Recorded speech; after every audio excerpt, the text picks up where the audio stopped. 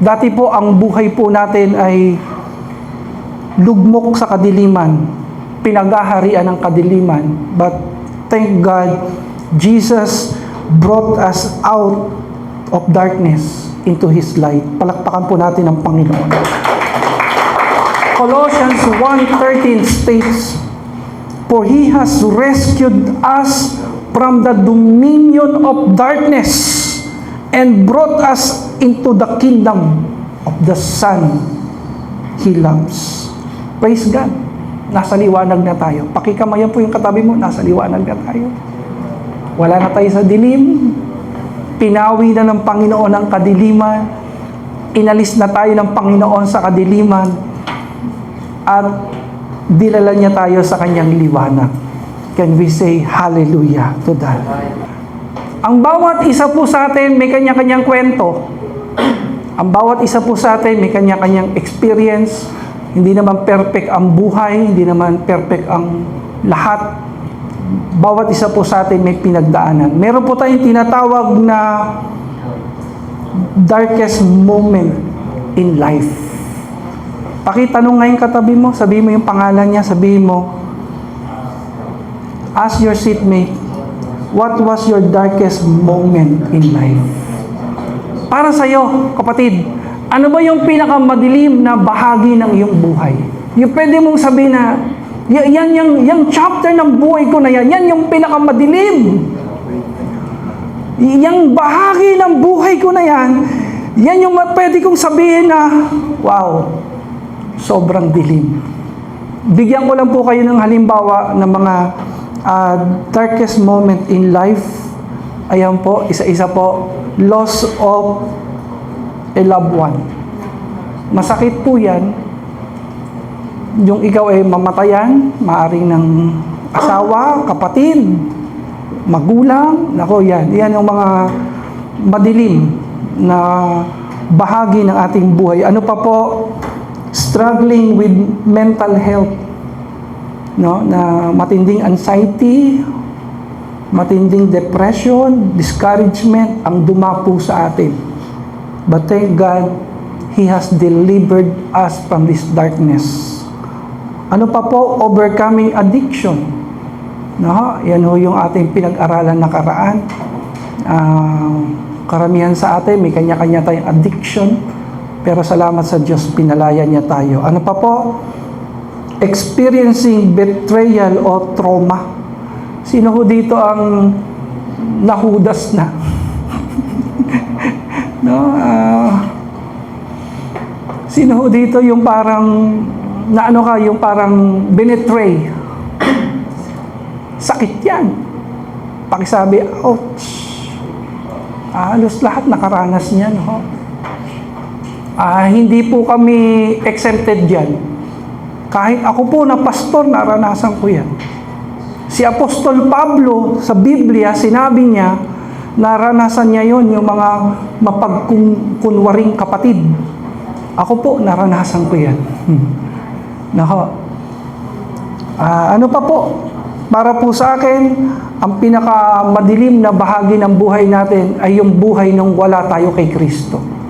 Life without Christ. Sino pong aamin na yung buhay na wala kay Kristo, yan yung pinakamadilim. Pero salamat sa Diyos, dumating ang Panginoong Hesus sa ating buhay at tayo po ay pinalaya. At kung ikaw ay pinalaya ng Panginoon, dapat lang purihin natin ang Panginoon. Dapat lang pasalamatan natin ang Panginoon sapagkat ang buhay na puno ng kadiliman ngayon ay binabalot ng kanyang liwanag. Hallelujah. Thank you, Lord. Praise God. Paano ba natin mapagtatagumpayan ang kadiliman? Sabi po dyan, whoever follows me will never walk in darkness. Ang sabi ng Panginoon sa John 8:12, ang sino man sa akin sumusunod. Ang sino man sa akin ay sumusunod. Ang sabi ng Panginoon, hindi nalalakad sa kadiliman. They will have the light of life. Can we say hallelujah? Hallelujah. Sabi ng Panginoon, ikaw na nasa dilim, pag sumunod ka kay Kristo, mawawala ka sa kadiliman, kundi ang sinusunod mo kasi liwanag eh. Magkakaroon ka ng liwanag. Meron pa akong kakilala, 8 to 12 hours po siya nag-gaming. Napaka-addict niya sa online gaming. Halos hindi na po siya kumakain. No, napapabayaan niya na yung sarili niya. Pahinga na lang niya, iihi siya. No, at kapag kakain, sinasabay pa niya yung online gaming na yan. Pero salamat sa Diyos, pinalaya siya ng Panginoon. Pakisabi sa katabi mo, palalayain ka rin ng Diyos. May kilala po ako, araw-araw lasing, lumo sa alak, sa alkohol.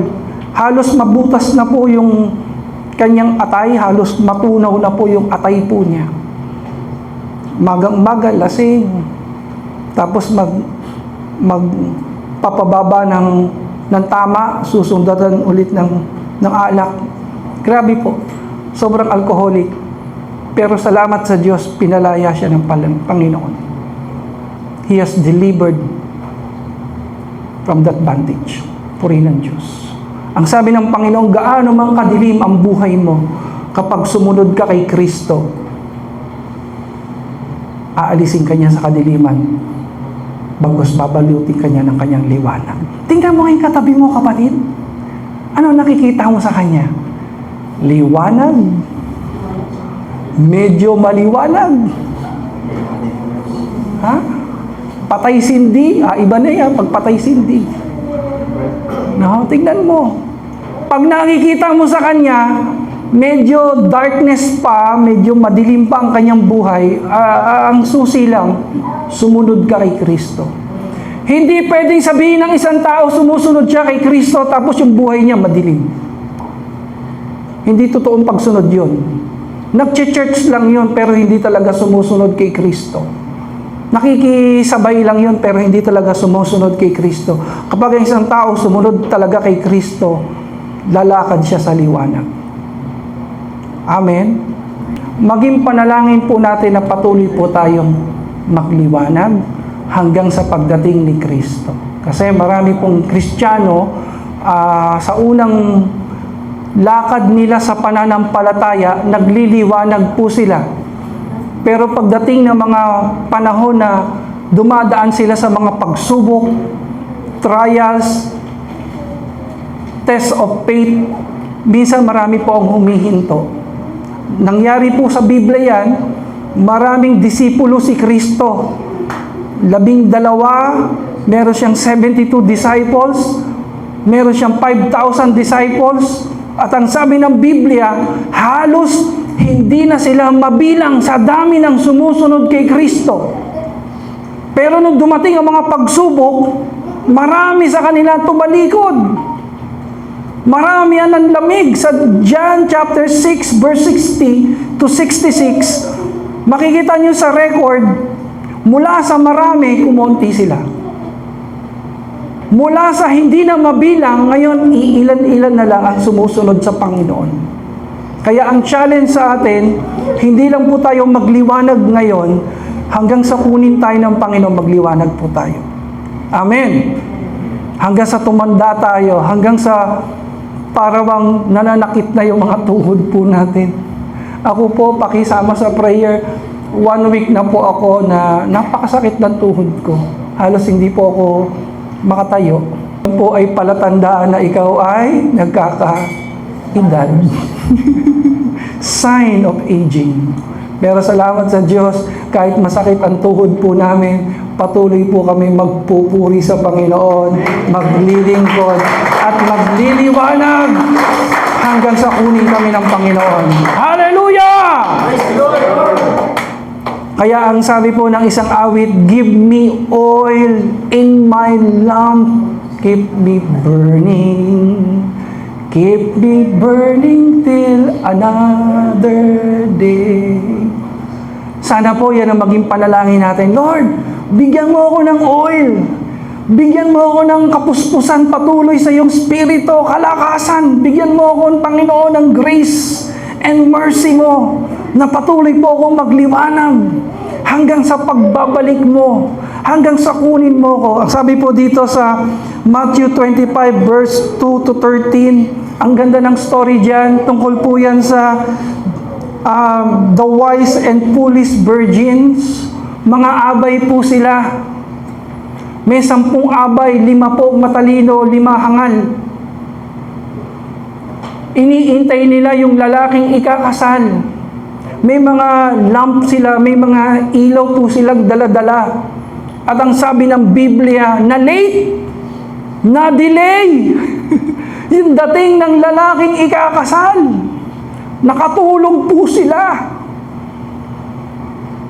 At nung dumating yung lalaking ikakasal, yung 5 abay, dahil matalino, meron silang extra oil. At humihingi po yung 5 hangal. Sabi, pengi naman. Kasi kapos na kami, wala na kaming liwanag.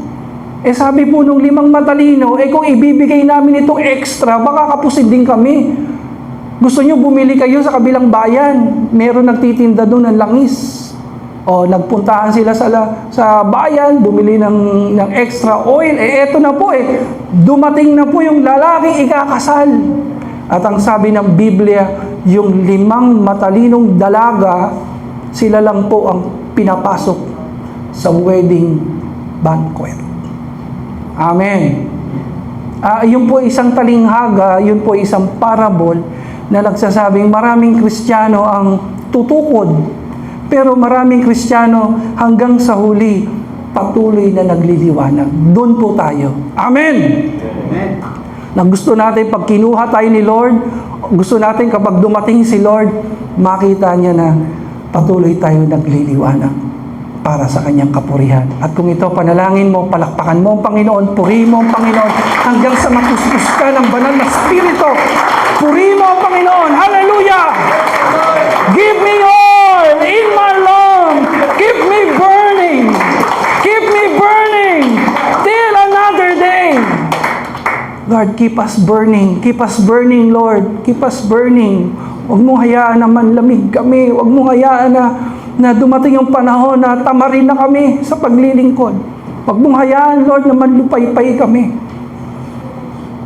Alam niyo, sabi sa akin ng tatay ko, mas maigi anak, maging maalab ka na Kristiyano. Kung lalakarin mo ang pagiging Kristiyano, piliin mo na maging maalab. Sabi ko, parehas lang naman yung Kristiyano maalab tsaka hindi maalab. At least parehas Kristiyan. No? Kasi po nung inaakay ako ng tatay ko sa gawain, parang medyo hindi pa ako full-fledged. Hindi ko pa talaga binibigay yung puso ko sa Panginoon. Dumadalo ako sa church pero sumasyat-syat pa rin ako, Brian. Sumasyat-syat pa rin ako. Aaminin ko po. Hindi pa talaga buong puso yung paglilingkod ko. Pero sabi sa akin ng tatay ko, piliin mo maging maalab. Piliin mo maging maalab ka. Kasi pag maalab ka, hindi ka tatamarin. Kasi maalab ka Excited ka lagi. Pag maalab ka, hindi ka basta-basta mahihila ng dyablo sa dating buhay. Hindi ka na mapapasyat. Pag maalab ka sa Panginoon, makakahawa ka. Lahat ng didikit sa iyo, ma-on fire. Amen. Pag maalab ka sa Panginoon, yung mga kaibigan mo, mahahawa mo sila. At hindi ka basta-basta mako-compromise. Kaysa sa malamig ka, tatamad-tamad ka mag-church. Kaunting pagsubok lang yan, titigil ka na. Kaunting temptation lang yan, bibigay ka na. Kaya sabi ko, napaka-praktikal ng mga payo na matatanda. Pakibigyan nga ng advice. Sabi mo, piliin mo maging maalab sa Panginoon. Piliin mo. Piliin mo, mas maganda na yan. Mas maganda na yan. Purihin ang Diyos. Hallelujah. Let your light shine, sabi ng Biblia. Ang hamon sa atin ng Panginoon, patuloy po tayong magliwanag. Sa school, magliwanag ka. Sa office, Sa business world, magliwanag ka.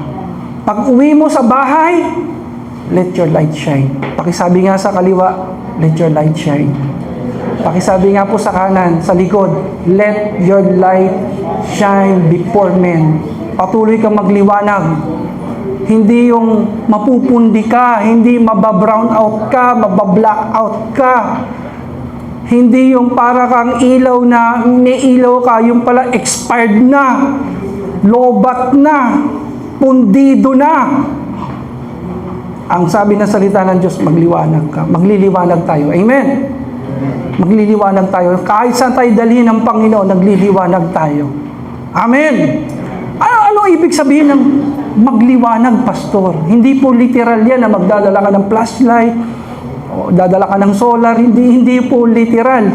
Pinaliwanag ng Panginoon dito sa Matthew 5 kung ano ibig sabihin yan. Basahin po natin ng sabay-sabay. 1, 2, 3, go. You are the light of the world. You are the light of the world. A town built on a hill cannot be hidden. Neither do people light a lamp and put it under a bowl. Instead, they put it on its stand and it gives light to everyone in the house. Let your light shine, sabi ng Panginoon. In the same way, ito na po yung paliwanag ng Panginoon. Paano tayo magliliwanag? Let your light shine before others that they may see your good deeds and glorify your Father in heaven. Yung po pala ibig sabihin nun. Pag sinabi ng Panginoon na let your light shine, pakita mo yung pagiging mabuti mo, mabuting tao. Yung po pala ibig sabihin nun.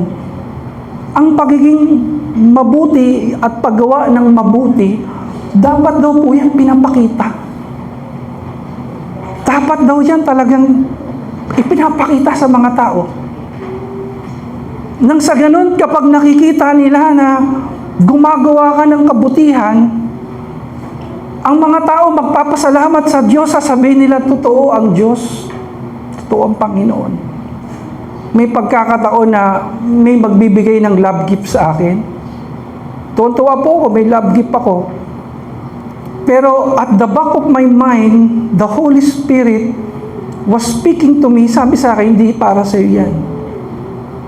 Para yan doon sa pastor na yung bigay mo. Alam mo, nung sinabi ko yung kay Ate Chris, hindi daw ito sa atin, doon yun sa pastor. Sa atin lang ipapadaan. Alam mo, pagbigay po namin doon sa pastor, naiiyak po siya. Pastor, paano nyo nalaman? Wala na kaming pambiling gatas. Paano nyo nalaman na wala na, ubos na budget? Sabi ko, hindi ko rin alam, pero God knows. God touch our hearts to be a blessing. Kapag gumagawa ka ng ganong kabutihan, nakukumpirm ng mga tao na totoo ang Diyos. Nag-glorify nila ang Panginoon. Napapapurihan nila ang Panginoon. Hindi tayo. Hindi ang sarili natin, kundi ang Diyos. Pakisabi sa katabi mo, huwag kang magsawang gumawa ng mabuti. Huwag kang magsawang gumawa ng mabuti sa ibang tao. Dahil papupurihan nila ang Diyos. Hindi man ibabalik ng tao yung ginawa mo sa kanilang kabutihan, hindi man nila masuklian yan, okay lang yan. Mas maganda daw gumawa ng mabuti sa mga tao na hindi ka kayang suklian. Alam niyo kung bakit? Sapagkat ang Diyos ang magsusukli sa iyo. Ang Diyos ang magre-reward sa iyo. Ang Diyos ang magbabalik ng mga ginawa mong kabutihan sa ibang tao. Kung naniniwala po, grabe yung presence ni Lord, pinapil ko po. Kung naniniwala po kayo na ang Diyos hindi po tulog, hindi bingi, hindi bulag, nakikita niya yung ginagawa mong paglilingkod. Kung nananalig ka na ibe-bless ka ni Lord, ibabalik ng Panginoon yung lahat ng ginagawa mo. Samahan mo po ako, purihin ng Panginoon. Palakpakan natin ang Panginoon. Purihin natin ang kanyang pangalan. Hallelujah. Babalik ni Lord yan. Ibabalik yan ng Diyos. At kapag nagbalik ang Diyos, higit pa sa ginawa mo. Purihin ang Diyos. Let your light shine before men. Patuloy tayong magliwanag sa maraming tao. Patuloy natin ipakita yung kabutihan ng Diyos sa maraming tao. Paano pa po natin ito gagawin? Isa pa pong verse, Colossians 3:13. Ano po yung ibig sabihin niyan? Patawarin natin ang ating mga nagkasala sa atin. Ang sabi diyan, bear with each other and forgive one another. If any of you has a grievance against someone, forgive as the Lord forgive you. Kapag may gumawa ng mali sa'yo, huwag mong ipakulam. Hindi gawaing Kristiyano yan. Huwag kang gaganti. Hayaan mo ang Diyos ang gumanti. Amen. Magpatawad po tayo kung paano ang Diyos pinatawad tayo. Ang dami na po kami nakita ni Ate Chris na story ng mga mag-asawa na nagka-problema. Nakita namin nagka-problema, hindi nagkapatawaran, hindi na nagkabalikan. Marami kaming mga kaibigan ganyan. Marami din kaming nakitang mga mag-asawa na nagka-problema, nagkapatawaran, nagkaayos. Sa mga mag-asawa, piliin natin laging magpatawad. Piliin natin laging magpatawad. Kasi nagiging liwanag po tayo. Amen? Saan ka man na-expose, maniwala ka, masasaktan ka nila. Ganun ang, ganyan talaga ang mundo. Hindi ka pwedeng mag-create, hindi ka pwedeng mag-imagine, mag-set ng mundo na, huwag niyo ako sasaktan. Pag sinaktan niyo ako, kaka-problema tayo. Walang ganun. Kahit nga sa gaming, magkakasakitan kayo dyan pero please, magpatawad tayo. Amen. Pakisabi nga sa katabi mo, pinapatawad na kita, advance. Ina-advance ko na yung pagpapatawad sa iyo. No, dapat ganun Dapat naka-ready na yung isip natin na I am the light of this world. Tinawag ako ng Panginoon maging liwanag. Tinawag ako ng Panginoon gumawa ng mabuti at magpatawad kung paano niya ako pinatawad. Can we say amen to that? Amen. Next, Romans 12:21. Ito napakaganda. Basahin natin ng malakas. Huwag masira ng kasamaan, kundi talunin mo ang kasamaan sa pamamagitan ng kabutihan. May gumagawa ng masama sa iyo. Anong gagawin mo? Bebeltahan mo? Gagawan mo rin ng masama? Ang sabi ng Biblia, ginawang ka ng masama, huwag mo siyang gantihan ng kasamaan. Gumawa ka ng mabuti para sa Panginoon. Amen. Gumawa ka pa rin ng mabuti para sa kapurihan ng Diyos. As we end, tayo pong lahat ay tumayo. Meron pong tinatawag na visit a church or church will visit. Ngayon pong mahal na araw, uso po yung bisita iglesia sa mga kapatid po nating mga Romano Katoliko. Nagbibisita iglesia po sila.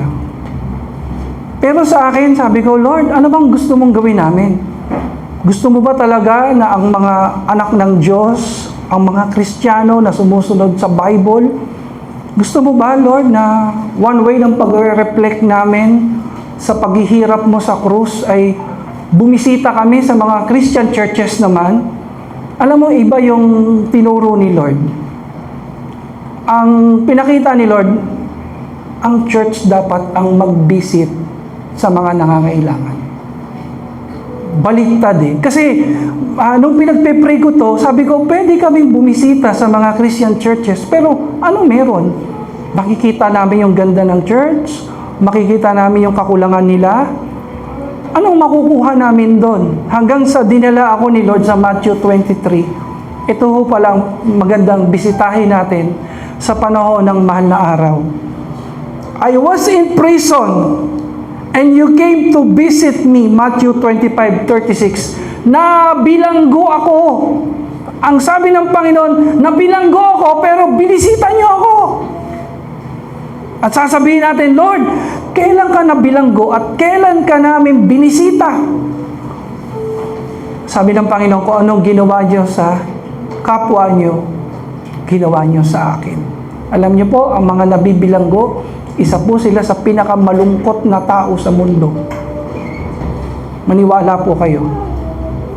Ano pa po sabi ng Biblia?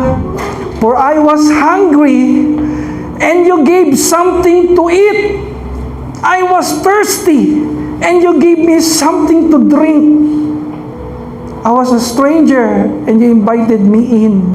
Matthew 25:35. Sabi, nagutom ako, pero pinakain niyo ako. Nauuhaw ako, pero pinainom niyo ako. So sasabihin daw natin, sa Judgment Day, Lord, kailan ka nagutom? Kailan ka nauuhaw at binigyan ka namin ng pagkain at inumin? Sabi ni Jesus, kung ano ginawa niyo sa kapwa niyo, ginawa niyo sa akin. Kaya po sa darating na mahal na araw, kami po ni Ate Chris, bibisita kami sa mga bilangguan, bibisita po kami sa mga orphans, sa mga widows, bibisita po kami sa mga tao na nangangailangan ng pagmamahal, kabutihan at liwanag ni Kristo. Kung gusto niyo po sumama sa amin, mag-message lang po kayo. Kung gusto niyo po magbigay ng tubig, tinapay, kung gusto niyo po magbigay ng pamasahe, panggas, tatanggapin po namin yan. At mahalaga din po, may ilan po sa inyong makasama. Gagawin po natin yan para sa Panginoon. Kasi habang binibisita natin sila, ginagawa natin yon kay Jesus Christ. At pag uwi natin sa Panginoon, yayakapin tayo ng Panginoon, sasabihin na, Nak, salamat, binisita mo ako nung ako'y nasa bilangguan. Kung ano ginawa mo sa kapwa mo, sa akin mo ginawa. Bibisita kami sa mga hospital, sa mga rehabilitation center, sa mga bahay ampunan. At kapag ginagawa po natin yun, nagbibigay tayo liwanag sa mga tao. Amen. Pag-pray po nyo ito, samahan nyo kami sa prayer. Yung mga gustong sumama, sama kayo. Yung mga gustong magbigay ng tubig, tinapay, pamasahe, kasama po kayo. Kasama po kayo dito. Purihin ng Diyos. Ito pa po, napakagandang words of encouragement from Isaiah 42:3. Ang ilaw na mahina, hindi niya papatayin, ni hindi niya itatago hanggang sa magbigay siya ng liwanag sa mga bansa. Isaiah 42:3. Sa ibang translation, yung ilaw na andap-andap, paandap-andap. Dito po ay sabi ay medyo mahina na. Ibig sabihin para bang malapit nang mawala yung liwanag, matamlay na. Sabi ni Lord, ikaw na ilaw na matamlay na, hindi kita papatayin. Palalakasin kita, bubuhayin kita, i-revive kita, at gagamitin kita. Amen! Pakisabi nga sa katabi mo, huwag kang panghinaan ng loob. Kung minsan napupundi ka, minsan nalulobat ka, huwag kang panghinaan ng loob. Kung minsan, para bang kukuti-kutitap na lang, patay sindi na lang ang liwanag mo, nalalaglagan ka ng bunga ng Espiritu, huwag kang panghinaan ng loob. Mahal ka ng Diyos. I-revive ka niya, magliliwanag ka muli ng malakas na malakas. Pakisabi po, warning. Ito po ay warning sa church. Kanina po sa Isaiah 42:3 ang kinakausap individual. Ito church, may warning po sa atin ang Panginoon. Ito po ay warning sa church na hindi nagliliwanag. Church na hindi talaga nagliliwanag. Wala na, puro na lang pansarili. Puro na lang material, puro na lang kasaganahan ang nasa isip. Puro na lang sarili ang nasa isip. May warning po ang Panginoon. Pahayag 2:5, alalahanin mo kung paano mo natanggap at narinig at sundin at magbalik loob sa akin, sabi ng Panginoon. Kung hindi, darating ako sa iyo at aalisin ko ang kandila, ang kandila mo sa kanyang lugar, maliban kung magbalik loob ka. Ang sabi ng Panginoon sa church na hindi nagliliwanag, may warning po yan. Kung hindi niya aayusin yung kanyang sarili, aalisin ni Lord yung lampstand. Purihin ng Diyos. At salamat po sa church natin, hindi po tayo tumitigil magliwanag as church. Hindi po tayo mayaman, hindi po tayo sikat, pero ang church natin hindi titigil magliwanag hanggang sa dumating si Kristo. Manalangin po tayo. Panginoon, salamat dahil sa iyo galing ang lahat. Labis mo kaming pinagpala, labis kayong naging mabuti sa amin. Binago mo buhay namin, kaya kami nagliliwanag. Pinagpala mo kami, kaya kami nagliliwanag. Kaya gamitin mo po ang bawat buhay namin. Kung meron man pong nananamlay, kung meron man pong pinanghihinaan, kung meron man pong parabang ilaw na aandap-andap, Lord, pangako mo, hahawakan mo siya at muli mong pagliliwanagin. Salamat, salamat po Diyos. Patuloy kami magliliwanag hanggang sa muli mong pagbabalik sa iyong kapurihan, sa iyong kalwalhatian. Sa pangalan ni Jesus. Amen. Amen.